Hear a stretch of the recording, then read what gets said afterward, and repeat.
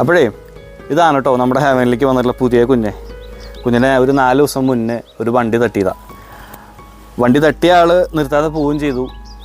വണ്ടി തട്ടിയിട്ട് ആ നട റോട്ടിൽ കിടന്ന് ഒരു 4 ദിവസം അനുഭവിക്കുകയും ചെയ്തു. വേറെ ഒന്നല്ല കേട്ടോ, അവിടെയുള്ള നാട്ടുകാർ കുഞ്ഞിനെ വടി കൊണ്ട് തല്ലുകയും അതുപോലെ കല്ലൊക്കെ എറിഞ്ഞ് ഓടിക്കുകയൊക്കെ ചെയ്യായിരുന്നു.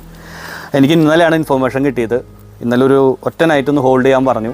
ഇന്ന് രാവിലെ ഞാൻ പോയി ആ കുഞ്ഞിനെ എടുത്തു, നേരെ വെറ്റിനറിയിലേക്ക് കൊണ്ടുപോയപ്പോൾ ഡോക്ടർ പറഞ്ഞത് നടക്കാൻ ചാൻസ് ഇല്ല 90%. കാരണം നട്ടലിന് അത്രയും പരിക്കും കാര്യങ്ങളുണ്ട്.